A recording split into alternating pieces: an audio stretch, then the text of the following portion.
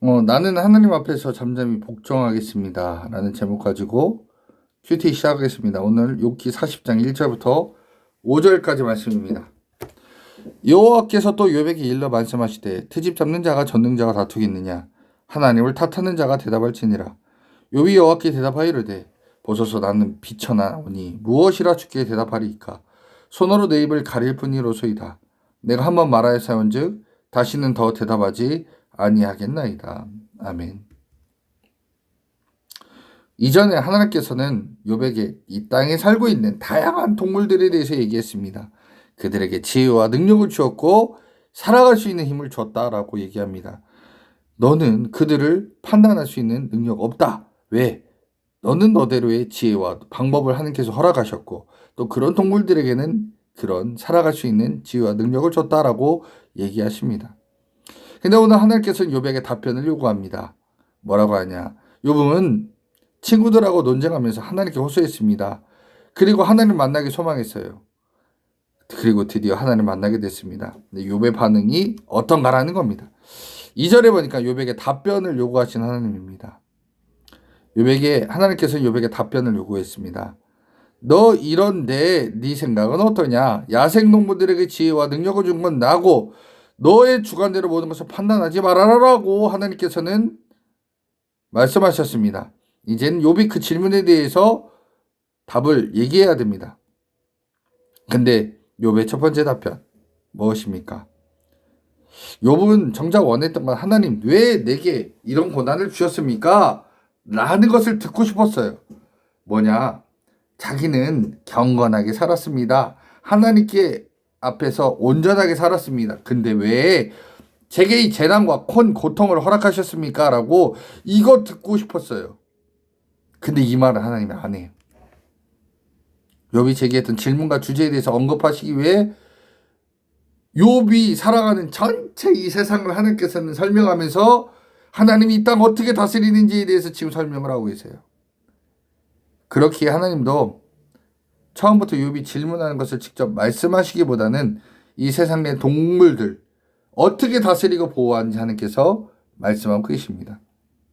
그런 다음에 하나님 말씀에 욥이 답변해야 될 차례가 되었습니다. 그때 욥이 이렇게 얘기하죠. 손으로 입을 가릴 뿐입니다. 욥은 하나님께 대답할 것이 없어서 이제는 제 손가락으로 입을 가릴 뿐입니다. 라고 얘기합니다. 하나님이 긴 말씀을 하지만 욥의 대답은 그에 비해서 짧게 얘기합니다. 하나님은 말씀을 통해서 세상을 창조하시고 혼돈과 세력을 제압하셨던 위대한 하나님입니다. 하나님은 수많은 동물들을 먹이시고 살아갈 능력을 주셨습니다. 그 앞에 욥은 엄청나게 작은 존재일 뿐이에요. 그래서 욥은 자신의 손가락으로 입을 가린다라고 말하고 있습니다. 이것은 하나님 앞에 겸손함을 표하는 겁니다. 더 이상 말하지 않겠습니다라고 얘기하죠. 욥은 자신이 부족함을 인정합니다. 하나님께서 세상이 혼돈과 무질서에서 빠지지 않고 유지된다는 것과 많은 동물들을 돌보시고 살아갈 능력과 지혜를 주시는 하나님이라는 것을 보여주셨습니다. 하나님은 잔인하고 폭력적인 하나님이 아니라 사랑과 자비로 피조물들을 돌보시는 하나님이다라고 말하고 있습니다. 그런데도 욥은 이것으로 왜 의롭게 살던 나는 왜 이 고통과 재앙 가운데 살아야 됩니까? 라는 이 궁금증은 해결되지 않았습니다. 이 세상에 하나님의 정의는 진짜 있는지, 의인은 왜 고난 받아야 되는지에 대한 질문은 해결되지 않았습니다. 욥의 마음을 아시는 하나님께서 두 번째 말씀을 시작합니다. 그 욥은 이렇게 얘기하죠. 나는 원래 의인입니다. 다른 사람보다 옳다고 생각했던 자였습니다. 그런데 하나님께서 행하시는 일에 대해서 욥은 불평했고 하나님을 탓했습니다.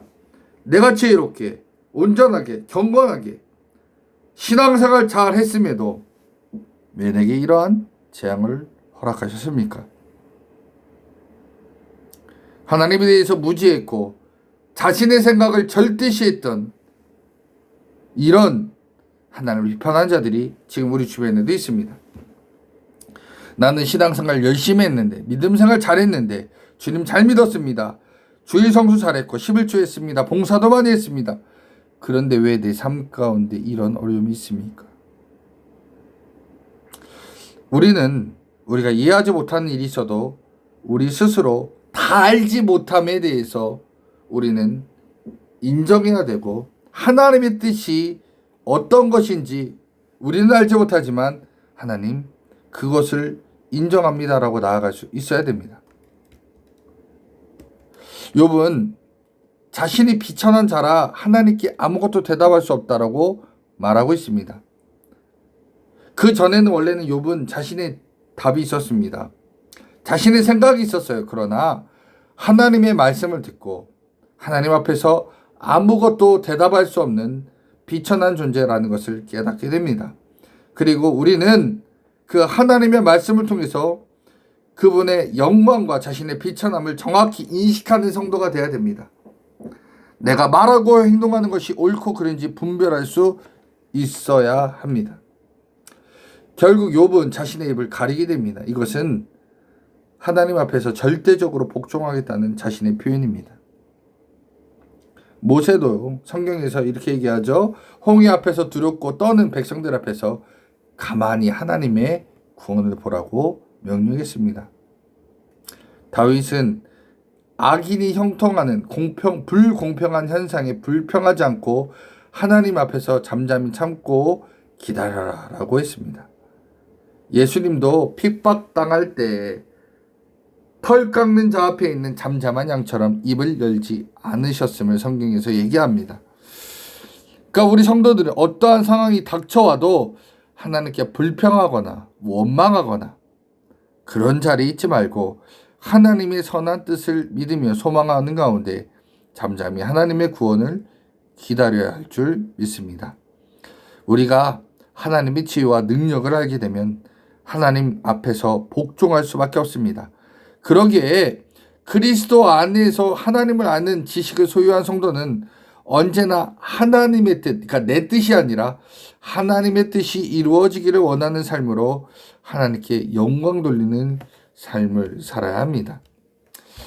귀한 우리 성도님들, 오늘 우리가 함께 나눴던 말씀 분명히 기억하시고, 내가 신앙생활 잘했음에도 나의 삶에 어려움이 있거나 힘든 일이 있어도 불평하지 마시고 하나님의 뜻이 무엇인지 우리는 알고 깨닫고 기억하면서, 하나님, 이 어려움이 내게 왜 왔는지는 저는 알지 못하지만 그러나 하나님께서 주신 이 결정에 대해서 순복하고 따르겠습니다. 그러나 하나님께서 이 이후에 하나님이 행하실 구원을 기다립니다 라고 고백하면서 주님께 나아가는 우리 귀한 성도님들 되시기를 간절히 축원합니다.